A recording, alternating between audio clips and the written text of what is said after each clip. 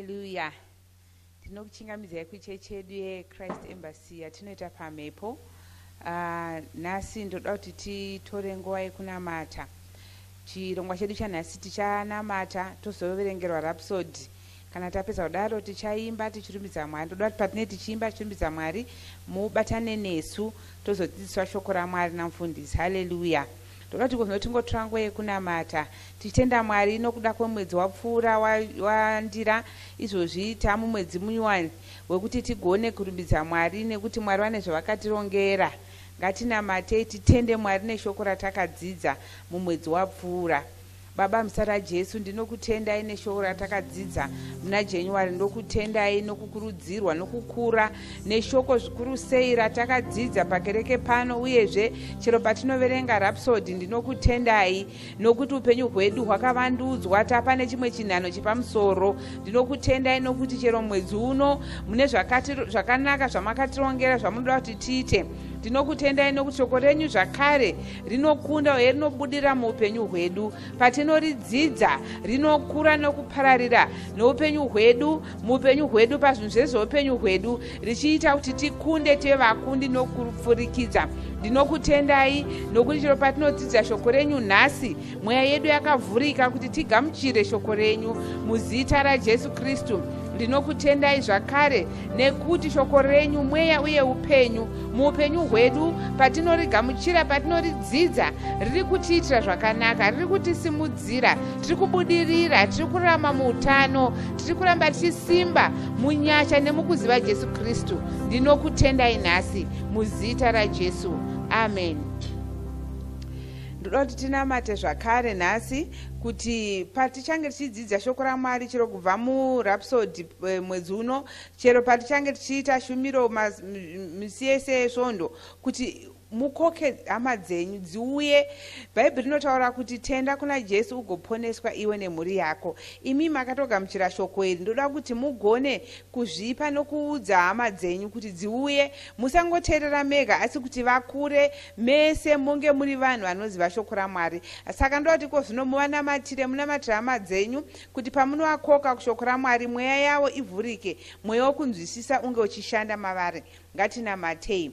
Baba muzita raJesu ndinokutendai zvakare nemhuri dzedu. Ndinokutendai nokuti patinovakoka mwedzi uno vachavhura mweya wavo kuti vateerere shoko renyu. Ndinokutendai kuti pavanoriteerera vachashanduka, vachaporeswa, vachakurudzirwa, vachasimudzirwa muzita raJesu Kristu. Ndinokutendai kuti mweya wokunzwisisa uri kushanda muupenyu hwavo, uyezve kuti pavachanzwa shoko mweya mutsvene, mudzidzisi mukuru, anovadzidzisa zvinhu zvese, anovadzidzisa chokwadi chose. Ndinokutendai nokuti pavanodzidza shoko raMwari uye vacharigamuchira, rudo rwekuda Mwari ruchakura mavari. Vachakura mushoko raMwari, vachakura mukuziva Jesu, vachakura mukutenda kwavo pavanoteerera shoko renyu Baba, nokuti kutenda kunouya nekunzwa, kunzwa mushoko renyu. Saka pavachanzwa shoko renyu mwedzi uno, pavachanzwa shoko renyu svondo nesvondo, vachakura mukutenda kwavo, vagoita zvibereko zvinobatika muupenyu hwavo nekushandura upenyu hwavamwe vanhu muzita raJesu Kristu. Baba ndokutendai nokushanda kweshoko renyu, chero muupenyu hwavo, chero munyama yavo nemumuviri yavo. Vanorwara vachaporeswa nokupfurikidza neshoko irori muzita raJesu Kristu. Baba ndokutendai nokuti munodaira minamato yavo yese muzita raJesu, nokuti munofarira kudaira munamato yedu muzita raJesu. Baba ndinokutendai. Amen. Ndoda kuti iko zvino patinonamata mungotora chinguva chekungonamata nendimi. Bhaibheri rinoti unonamata nendimi unovaka mweya wake. Saka ndoda kuti mungotora chinguva iko zvino chekungonamata nendimi, munamate neshungu nekugona kwenyu muchibatsirwa nomweya mutsvene. Mweya mutsvene ndiye anokupai mashoko ekutaura. Saka ndoda kuti munamate muchingovaka mweya wenyu. Ngatinamatei. Mokabare bo shantarabaya li kabare ke bosa monta kabrash de li atreke se brode moso korobo shantarabaya li mashetere ke baya li katarabayanta zete monta bareko shalia kanta kashakiro bonde brashtalika rata kabarede boshanta rabaya maseke brodere bonda rabashanta gibarada basheke monde bralika masete rege bonta rabaya leketere boshaka ya bayanta kasakaliko zata rabaya moteke brashtalia tramande kroshta rigo barege mosaka ya mashekerianta riki mosata bradika mantele brashta kashaka rabaya kamante brakadere bosa liko zonto baraka shata yaba muzita ra Jesu Kristu. Baba ndinokutendai. Haleluya. Amen. Ndoda kuti mugare muchizvikurudzira kunamata nendimi nokuti munokura mweya wenyu. Haleluya. Ikozvo ndoda kuti nditore chinguva chekuti tiverenge chidzidzo chedu chanhasi kubva murhapsodi. Haleluya. Chidzidzo chedu tinochiwana mufundisi Chris. Musoro weshoko uchinziwo havambokusii uri woga. Joshua 1 ndima 9 inotiudza kuti ko handina kukurayira here? Simba, utsunge moyo, usatya kana kuvhundutswa, nokuti Jehovha Mwari wako unewe kwose kwaunoenda. Mashoko ari mundima yatavhura nayo akataurwa naMwari. Vakanga vari kutaura kuna Joshua. Joshua akanga ari kutungamirira vana veIsraeri. Vakanga vari kuyambuka renje. Mwari vakati kwavari, usatya. Sei vakamuudza kudai? Joshua akanga ari kusangana nezvinhu zvaityisa, asi Mwari vakamurayira kuti asatya. Mwari vakamupa mumwe murayiro zvekare, vakamuti usavhundutswa. Haleluya. Zvinogona kuita sekuti wakurirwa, asi iwe usavhunduka. Jehovha Mwari wako vanenge vanewe. Iyi ivimbiso huru. Pane rungano rwandakambonzwa, ndakarunzwa makore akawanda apfuura. Handisati ndakanganwa rungano uru. Rwakataurwa nemufudzi. Uru rungano rwemumwe murume. Murume uyu akashanyirwa naMwari. Izvi zvakaitika mumweya. Akatanga kufamba pamwe chete naMwari. Mwari vakataura kwaari vakati, rwendo runo rungasvika pakuoma, asi ini ndinenge ndinewe, handikusii uri woga. Murume uya akanga asiri kuona Mwari ava, asi aivaona paitsika tsoka dzavo. Saka aiona tsoka dzake iye nedzaMwari. Izvi zvakaita kuti azive kuti Mwari vakanga vainaye. Aipota achitarisa tsoka idzi, aidzitarisa achida kuziva kuti Mwari vachinaye here. Asi zvinhu zvakatanga kuoma. Murume uyu akabva atarisa munzira, akaona mangova netsoka yemunhu mumwe chete. Akabva atanga kuchema, akati, Ishe, muripiko? Zvinhu zvaoma kuno. Mandisiya sei? Pano ndipo pandiri kuda kubatsirwa zvakanyanya. Murume uyu akabva anzwa inzwi raMwari, vakati, ndichiri pano wani. Murume uya akabva ati, kwete, hamupo. Ndanga ndiri kuona tsoka dzenyu nguva yose, asi iko zvino handichadzioni. Ndava kungoona dzangu chete. Mwari vakabva vati, kwete, tsoka dzauri kuona hadzisi dzako, ndedzangu. Ndakakutakura iko zvino. Haleluya. Iyi yakanga iri mhinduro inobata moyo. Mwari vedu vane rudo rukuru. Ivo vanogara vainesu. Tinogona kunge tisingazvizivi. Zvinogona kunge zvichiita sekuti havapo. Murume uyu akanga ari kuchema, aifunga kuti akanga ari oga, asi Mwari vakanga vakatomutakura. Ivo vanotaura muna vaHebheru 13 ndima 5 vachiti, handingatongokuregereri, handingatongokusii. Mwari vanokutakura kana rwendo rwakurema. Panogona kuita nguva dzaunotsvaka Mwari. Ivo vanogona kuita sekuti havapo, asi vanenge vachitova newe panguva idzi. Havatombokusii uri woga. Vamwe vanhu vose vanogona kukutiza, asi ivo vanenge vainewe. Vanogara vanewe nguva dzose. Saka simbiswa, zadzwa nemufaro. Jehovha Mwari wako vanewe. ivo vanogara mukati mako, saka hausi woga. Namata mumashure mangu uchiti, Baba vanokosha, Baba vazere nerudo, ndinokutendai, makatendeka, muchagara makatendeka nokusingaperi, muzere nenyasha, muzere nemutsa, mune unyoro. Ini ndakasimba, ndakatsunga moyo, ndinovimba nesimba renyu, handisi kuzoneta, ndinokutendai, mune nyasha, mune rudo, rudo uru runogara nekusingaperi. Ndinokuyemurai nemoyo wangu wose. Amen. Dzimwe ndima dzinotsigira chidzidzo chanhasi ndedzinoti Isaiah 49 ndima 15 naVahebheru 13 ndima 5 naDeuteronomio 31 ndima 6. Mwari vakuropafadze.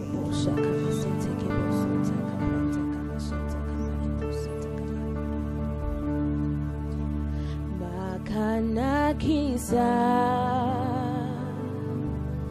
Baba, makanakisa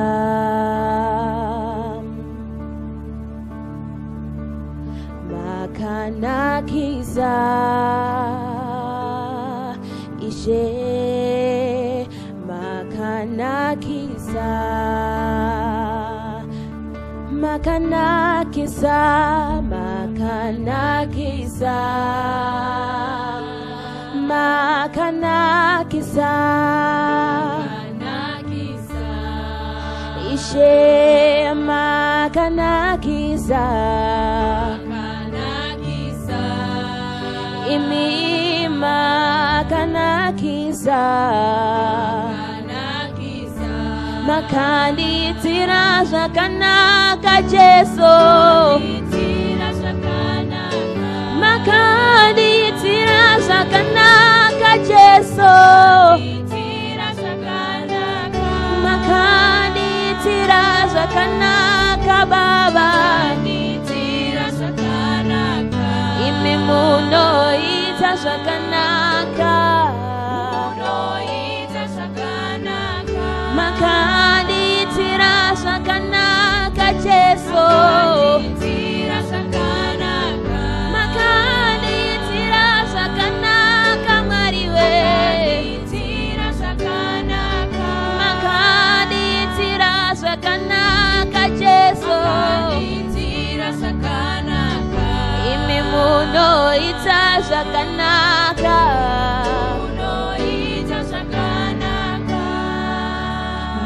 makanakisa makanakisa makanakisa Jesu makanakisa Jesu makanakisa Jesu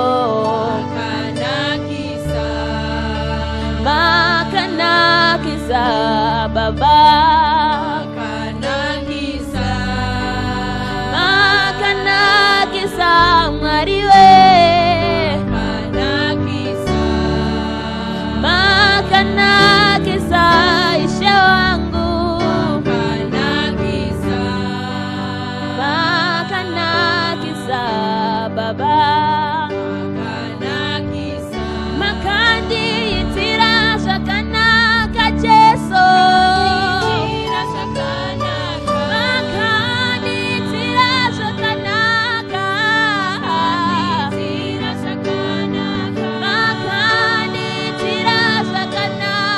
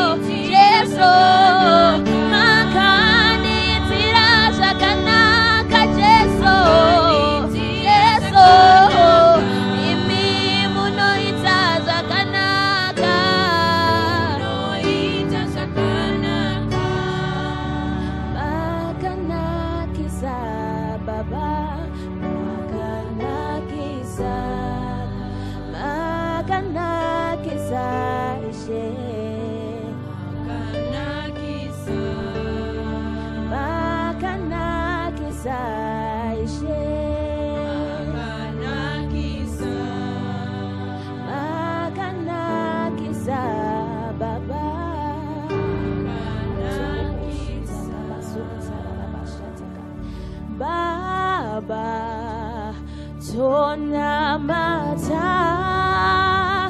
Baba, tonamata.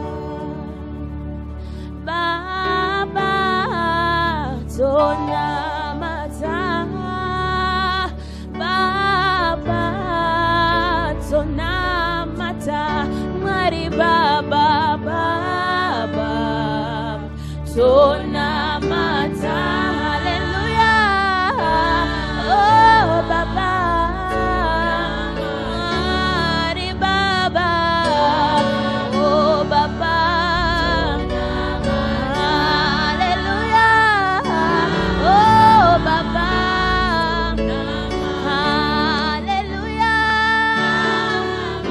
Hallelujah. Hallelujah. Oh Baba. Hallelujah.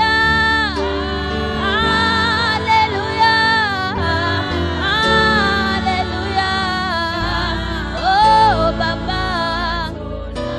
Mwea mutene. Oh mwea. Hallelujah. Mwea, mwea. Mwea mutene. Mwea mutene. Mwea mutene. Mwea. Hallelujah. Hallelujah. Hallelujah. Mwea mutene. Hallelujah.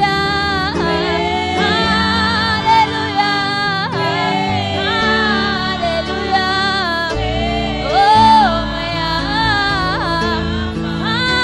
Hallelujah.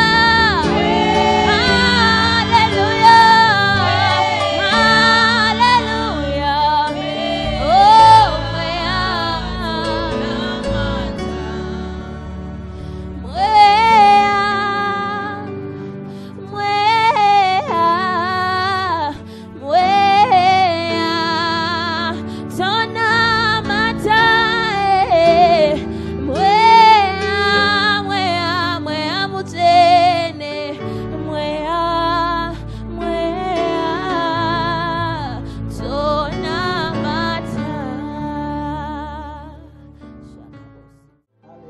Baba, tinokutendai tokurumbidzayi, tinopa mbiri nerumbidzo kwamuri, tinopa kudzo kwamuri, tinopa kutenda kwamuri nokuti ndimi Mwari vakanaka.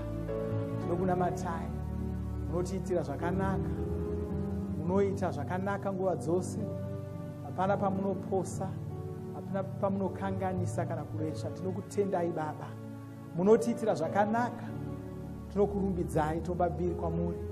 Tinokutendai nokuda kwomwedzi wandira wapfuura, mwedzi wataona kushanda kwenyu nokubata kwenyu, mwedzi wataona maropafadzo enyu. Tinokutendai nokuda kwomwedzi uno wakukadzi watatanga.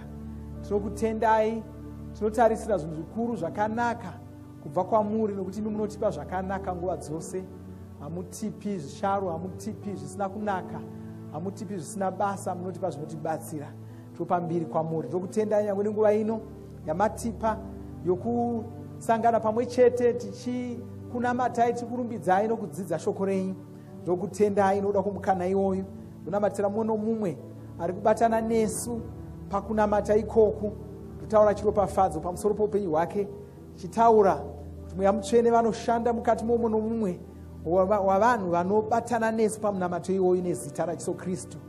Muzita raJesu Kristu vanorwara vanopora, vane zvimwe zvisina kumira zvakanaka mukati muupenyu hwavo zvinogadziriswa, vane mari dzisina kumira zvakanaka dzinogadziriswa nezita raJesu Kristu.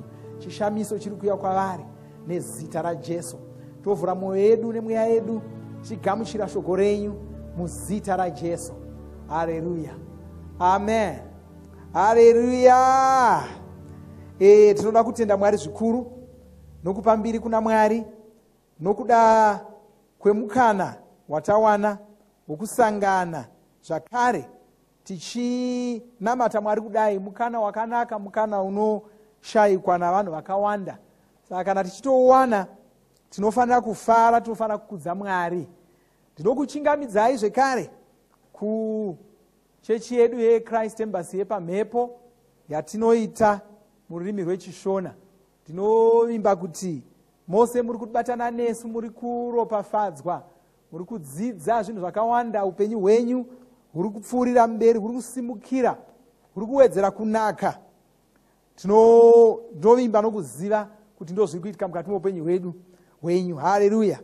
Uye zvakare ndinovimba kuti hamusi kungonakirwa nokuropafadzwa muri mega, munokokawo vamwe, muchiunza vamwe kuti vave chikamu chechechi ino yaPamhepo. Haleluya. Ndoda kukurudzirai kuti chechi ino haifaniri kunge ingori chechi yamunongouya muchingonzwa muchipfuura. Chibvai matoita chechi yenyu yamunopinda, yamunoshumira Mwari muri mairi. Tinotenda Mwari nokuda kwemufudzi wedu, mutungamiriri wedu mukuru, mufudzi Chris Oyakilome, vakauya nezano irori rokuti tigone kusangana, zvisinei kuti urongwa hwedu namabasa edu akamira sei, zvisinei kuti tinogara kupi, zvisinei kuti nguva dzedu dzakasiyana zvakadii, tinogona kungosangana nokubatana pamunamato umwe chete iwoyo, tichirumbidza Mwari, tichidzidza chinhu chimwe chete. Tinotenda mufudzi wedu nokuda kweurongwa hwakanaka hwakadaro hwakarongwa kudenga. Haleluya. Haleluya. Nhasi ndoda kuti tidzidzezve pane rimwe shoko ratakapiwa nemufudzi wedu, mufudzi Chris Oyakilome. Takadzidza kuti Mwari havakundikani musvondo rapfuura iro.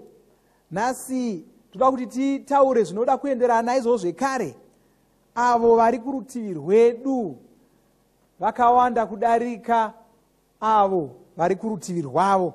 Ndo zvatinoda kuona izvozvo. 2 Madzimambo 6 ndima 16. Haleluya. Kwanzi muprofita akapindura akati, usatya, vari kwatiri vazhinji kupfuura vari kwavari. Haleluya.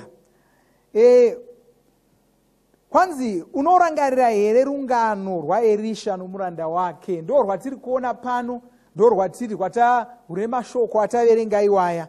Rwanga ruri rungano rwezvakaitika kuna Erisha nomuranda wake.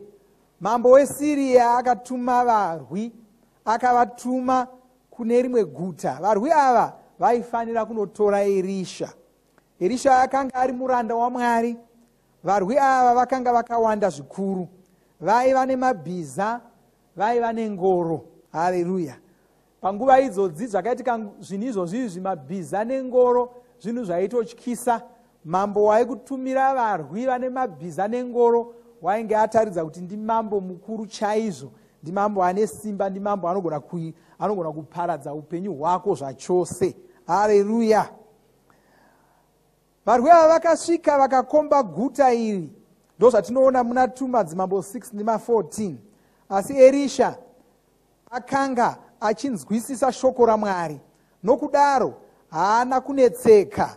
Erisha haana kunetseka. Erisha haana kunetseka. Akanga achiziva kuti Jehovha vanochengeta vanhu vavo. Zvinhu zvaaiziva, hazvi zvinhu zvaingonzwa, zvinhu zvaaiziva. Aiziva kuti Jehovha vanochengeta vanhu vavo, vanogara vakavachengeta nokusingaperi, vanovakomba sokukombwa nemakomo kwakaitwa Jerusarema. Ndo zvatinoudzwa muna Mapisarema 125 ndima yechipiri. Iwe unofanira kusvika pakunzwisisavo chinhu ichi. Haleluya. Ziva kuti mukuru wacho ndiye anogara mauri, anogara ainewe nguva dzose. Asi Erisha akanga aine muranda uyu raiva jaha. Mujaya uyu akanga asinganzwisisi zvinhu izvi. Nokudaro akachema kuna Erisha akati, haiwa ishe wangu, tichaita seiko? Ndozvatinoona muna 2 Madzimambo 6 ndima 15. Mhinduro yaErisha yakanga iri yokuti vari kwatiri vazhinji kupfuura vari kwavari. Erisha akabva anamata achiti, Jehovha, vurai meso ake kuti aone. Nokuti Erisha wakanga aona kuti mujaya uyu wakanga asingaoni. Jehovha vakavhura meso ake. Ndima inotitaurira ikati akaona zvikomo zvakazara nemabhiza nengoro dzomoto zvakakomba Erisha. Tinozviverenga izvo muna 2 Madzimambo 6 ndima 17. Kudaiwo uri mwana waMwari, zvinoreva kuti hausi woga. Muna vaHebheru 12 ndima 22 Bhaibheri rinoti, asi mauya kugomo reZioni, kuJerusarema rokudenga, guta raMwari mupenyu, mauya kuzviuru nezviuru zvengirozi zvevatumwa. Haleluya. Iwo wakakomberedzwa nengirozi. Ndo zvatinotaridzwa nendima iyi. Wakakomberedzwa nengirozi. Ngirozi idzi dzakapiwa basa rokukuchengeta. Haleluya. Tataura tikati vari kwauri vazhinji kune avo vari kurutivi rwevaya vari kuda kurwisa. Wakakombwa nengirozi dzakawanda. Ngirozi idzi basa radzo ndoro kuchengeta iwe. Ndo zvatinoona muna Mapisarema 91 ndima 11. Ruoko rwaMwari ruri paupenyu hwako. Ruoko urwu rune simba. Basa rarwo nderokukuchengeta. Nokudaro hazvina basa kuti chingada kukurwisa chii. Hazvina basa kuti anoda kukurwisa ndiani. Iwe haugoni kukanganiswa zvachose. Haleluya. Haleluya. 1 Johani 4 ndima 4 inoti, imi vana vanodikanwa munobva kuna Mwari, makazvarwa naMwari, uye makavakunda nokuti ari mamuri mukuru kuna iye ari munyika. Haleluya. Saka iwo wakatokunda muvengi kare. Hauna chikonzero chokunetseka, hauna chikonzero chokutya. Kana uri mwana waMwari, uri mukundi wakazvarwa wakakunda. Iva noruzivo rwechokwadi ichi nhasi, uye uve narwo nguva dzose. Rarama uine ruzivo rwekuti Ishe vanewe. Ndoshoko randoda kukupa irori. Usakanganwa kuti Ishe vanewe kana chete uri mwana waMwari. Asi kana usiri mwana waMwari, ndo paunogona kupaparika, ndo paunogona kunetseka, ndo paunogona kushushikana kuti zvinhu zvandiomera. Asi kana uri mwana waMwari, hapana chaunofanira kutya pamusoro pacho. Vari kurutivi rwako vakabatana nengirozi. Haleluya. Saka vakawanda. Ngirozi idzi hadziverengeki. Nokudaro hapana chinhu chingamirisana newe chikabudirira. Chirwere hachigoni kumirisana newe chikabudirira. Pane ngirozi dzinounza ruporeso kana pachinge paita dambudziko rakadaro. Kunetsa kwemari munyika hazvigoni kukanganisa. Pane ngirozi dzinokubetsera kuwana mari iwe. Kana matambudziko anosanganwa navanhu kumabasa, mudzimba muwaniso mumhuri, haagoni kumirisana newe iwe, nokuti vari kwauri vakawanda kudarika vanga kurwisa. Haleluya. Madhimoni angakurwisa mashoma. Kuna vamwe vanhu vanongofunga pamusoro pemadhimoni. Kuna vamwe vanhu vanongoona mweya yakaipa. Kuna vamwe vanhu vanongoona matambudziko. Kuna vamwe vanhu vanongoona kushata nokumirama kwezvinhu. Mukristu hafaniri kuita saizvozvo. Ndo chidzidzo chatiri kupiwa. Mukristu anofanira kugara achiziva kuti hazvina basa kuti zvingashata sei. Hazvina basa kuti ndingavingwa nevakadii sezvakaita Erisha. Wakavingwa nehondo. Wakavingwa nehondo yavarwi vakawanda vaiva nengoro namabhiza. Vaiva nengoro nemabhiza nezvokurwisa zvakawanda nezvombo zvakawanda. Asi haana kuvhunduka. Kwanzi mujaya paakatanga kunetseka nokupaparika, wakanamata akati, Jehovha vhurai meso ake. Meso omujaya avhurika, wakaona kuti ingati nengirozi dzakawanda dzakatikomba dzinodarika varwi vauya kuzotirwisa. Ungasaona ngirozi dzinomira newe. Ungasaona vatumwa vaMwari vanotumwa kuti vakubetsere. Ungasaona nemeso ako, asi ziva kuti varipo. Zvokuti hausi kuvaona hazvirevi kuti havasipo. Kusavaona kwaunoita hazvirevi kuti havapo. Vanhu vanoshanda vari mumweya. Ngirozi zvisikwa zvinoshanda zviri mumweya, saka hazvionekwi nguva dzose. Hongu dzimwe nguva dzinogona kuuya zvikaonekwa, asi hazviitiki nguva dzose. Asi izvozvo hazvifaniri kuita kuti ufunge kuti havapo. Gara uchiziva kuti ngirozi idzi dzinewe. Kana ukagara uchiziva izvozvo, unogara wakadekara, hauvhunduki. Nyange ukanzi zvaipa pakati, haunetseki, unenge wakadzikama nguva dzose. Haleluya. Saka ndoda kuti ndikukurudzire, batisisa shoko iri. Famba naro muvhiki ino yose, famba naro mwedzi uno wose, famba naro gore rino rose noupenyu hwako hwechikristu. Haleluya. Kana kuda hausati wazvarwa patsva, hausati wava mukristu, ndoda kuti ungoteedzera neni, utevedzere mumashure mangu munamato wandoda kutungamirira mauri uyu. Iti Mwari vari kudenga, ndinokutendai. Ndokutendai nokuti makandida, mukanditumira Jesu Kristu kuti vandifire pamuchinjikwa, kuti kana ndikatenda kwavari ndisafa asi ndiwane upenyu usingaperi. Ndinouya kwamuri nhasi ndichikoka Jesu kuti vapinde mumwoyo mangu, vandiponese, vandiite mwana wenyu. Ndopupura nemuromo wangu kuti Jesu Kristu ndimi mava Ishe woupenyu hwangu, ndimi mava kutonga upenyu hwangu, ndimi mava kunditungamirira. Ndinoisa upenyu hwangu mumaoko enyu, zvinogamuchira upenyu usingaperi mumweya mangu. Saka ndinopupura kuti ndava mwana waMwari, ndazvarwa patsva, ndava chipuka chitsva, zvekare zvapfuura, zvese zvava zvitsva. Ndinokutendai, ndinokurumbidzai. Haleluya. Ndinoti makorokoto kwauri kana wanamata munamato iyoyo uchirevesa, tizivise. Kana waunamata toda kuziva kuti wanamata munamato iyoyo, unotinyorera, unotibata, wotizivisa kuti ndo zvawaita, uye pamwe chete ipapo wabva watizivisa kuti wavawo nhengo yechechi ino yeChrist Embassy Yepamhepo yatinoita muchiShona. Tinoda kuti tirambe tichinamata newe nokufamba newe tichidzidza shoko raMwari, tichikusimbisa nokukunyengeterera. Dango tinokunamatirako zvino tisati tavhara, tichaona chiropafadzo pamusoro poupenyu hwako nezita raJesu Kristu. Baba, ndinokutendai nezita raJesu Kristu. Ndinokutendai nokuda kwemhuri yabatana neni pamunamato uno pazuva ranhasi.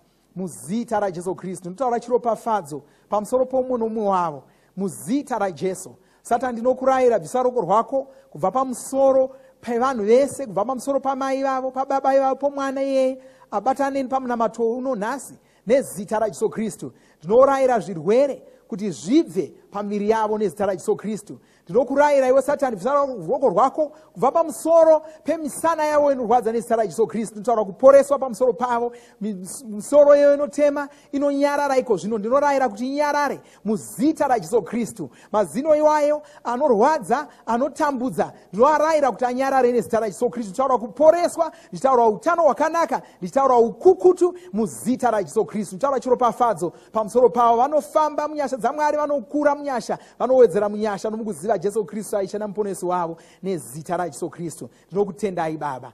Haleluya. Makorokoto zvekare waita zvakanaka, wabata nesu sokukurudzira kwatinoita nguva yose. Patinosangana zvekare, koka vamwe munamate makawanda, vakurudzire kuti vabata nesu munamato uyu. Haleluya. Ndoda kuti ndingokupai chiziviso chimwe chete kana zviviri tisati taenda. Tichitanga gore kudai, tsika yedu muchechi yedu yeChrist Embassy ndeyekupa mupiro wegore kutanga.